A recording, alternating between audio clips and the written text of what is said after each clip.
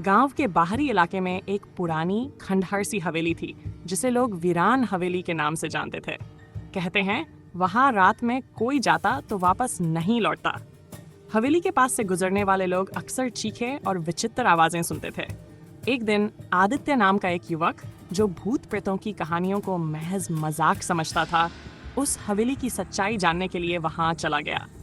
सूरज ढल चुका था और हवेली के चारों ओर घना सन्नाटा छाया हुआ था। आदित्य के पास सिर्फ एक टॉर्च और एक नोटबुक थी। जैसे ही उसने हवेली के अंदर कदम रखा, दरवाजा जोर से अपने आप बंद हो गया। अंदर की हवा ठंडी, दीवारों पर काली फफूंद और मकड़ी के जाले लटक रहे थे। फर्श पर हर कदम के साथ गूंजती आवाज सुनाई देती, मानो हवेली खुद हर हलचल को देख रही हो। आदित्य ने पहली मंजिल की ओर बढ़ना शुरू किया। सीढ़ियां चढ़ाई, मानो किसी ने उन्हें सालों से छुआ न हो। तभी उसे हल्की सी सिसकी सुनाई दी। उसने इधर उधर देखा, पर वहां कोई नहीं था। अचानक उसे दालान में एक पुरानी तस्वीर टंगी दिखी। उसमें एक महिला और बच्चा मुस्कुराते हुए खड़े थे। लेकिन जैसे ही आदित्य ने टॉर्च की रोशनी उस तस्वीर पर डाली, महिला की मुस्कान गायब हो गई और उसकी आंखें खून जैसी लाल हो गई।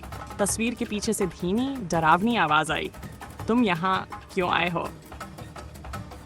आदित्य ने पलटकर भागने की कोशिश की, लेकिन टॉर्च की रोशनी बुझ गई।